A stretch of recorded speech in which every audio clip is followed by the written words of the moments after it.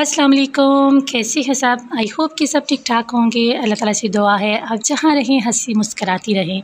तो मानसून का सीज़न है तो वक्त पर वक्त बारिश होती रहती है और जब बारिश होती है तो अपने साथ बहुत ज़्यादा मिट्टी लाती है, क्योंकि घर वाले जो हैं वो मिट्टी का तो बिल्कुल भी ख्याल नहीं करते, जूतों के साथ ही मिट्टी आ जाती है।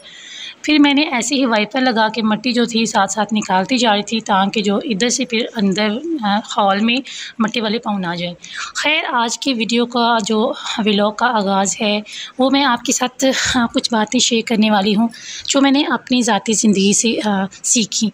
क्योंकि ससुराल की शादी की बात की जो ज़िंदगी है, 6 साल हो गए मेरी शादी को, और इन 6 सालों में मैंने अपने घर में जो सीखा, ससुराल की जो पेचीदगियाँ होती हैं, अक्सर मैं यूट्यूब पे देख रही होती हूँ कि लोग डिस्कस कर रहे होते हैं देवरानी जेठानी के रिश्ते को, बहुत सी चीज़ों को लोग डिस्कस कर रहे होते हैं आप लोग के साथ। आप वो भी वीडियो देखते होंगे। सोचा मैंने भी आपके साथ मैं अपनी ज़ाती ज़िंदगी का एक्सपीरियंस शेयर करती हूँ आफ्टर मैरिज। तो सबसे बड़ी बात ये होती है कि जब आपकी शादी हो जाती है ना, चाहे वो रिलेटिव्स में हो या आउट ऑफ रिलेटिव्स होती है, तो फिर तो ज़्यादा मुश्किलात आती हैं, क्योंकि उन लोगों के बिहेवियर से और उन लोगों से आप बिल्कुल अनजान होती हैं। और फिर एक अनजान घर में जाकर अपने आप को साबित करना या अपने आप को अच्छा बनाना बहुत मुश्किल हो जाता है, क्योंकि आप बेशक अच्छे होना, लेकिन फिर भी ससुराल में जाके आपको ज़्यादा अच्छा बनना पड़ता है। तो जब मेरी शादी हुई है तो मैं मेरी जो मियाँ हैं वो एक ही भाई हैं और मेरी 4 नंदे हैं। एक जो मेरी नंद है वो मेरे मियाँ से बड़ी है, बाकी जो 3 थी छोटी थी वो मेरी सेम एज ही होंगी।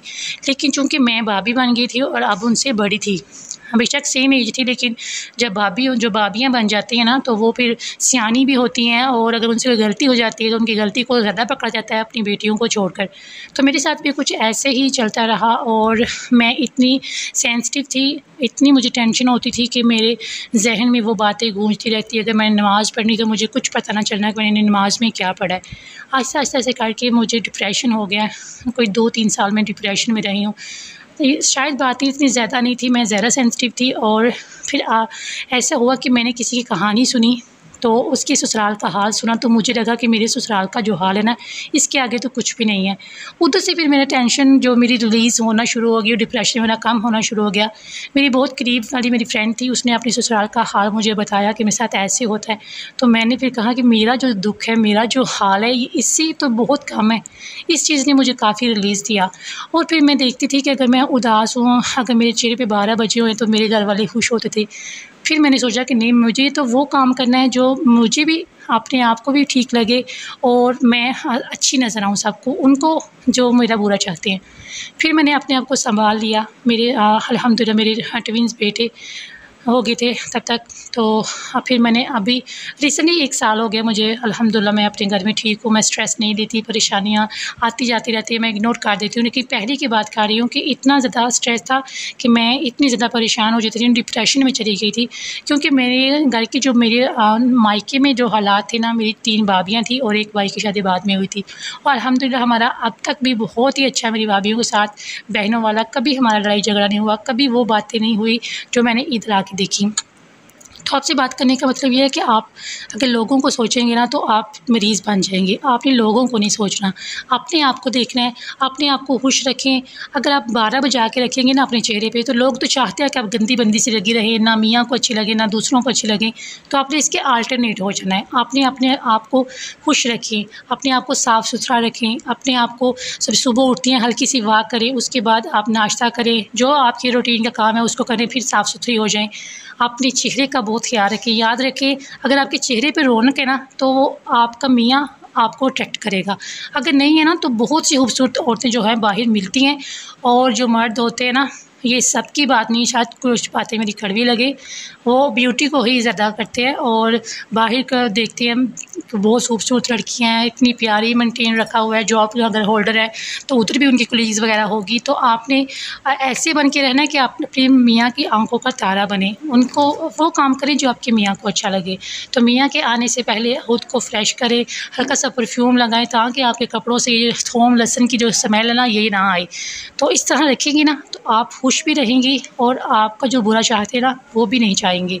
वक्त ज़्यादा निकालें, अल्लाह की इबादत करें, नमाज़ पढ़ें, अगर आप ऐसा करेंगी ना तो यकीन करें आपको सोचने का टाइम ही नहीं मिलेगा। कुरान पाक पढ़ें, दुरूद इब्राहिमी का ज़्यादा से ज़्यादा विर्द करें, ये आपके लिए बहुत ज़्यादा आसानियाँ लेके आता है। और मैं आपके साथ वो बातें शेयर कर रही हूँ जो मैंने अपनी ज़िंदगी में महसूस की हैं। अपनी शादी के बाद जो चीज़ें मैंने, जो हालात मैंने देखे हैं, जिसमें मैं गुज़री हूँ, मैं आपको बता रही हूँ कि आपने वो वाली गलतियाँ नहीं करनी जो मैंने की हैं। तो स्ट्रेस नहीं लेना, परेशान नहीं होना।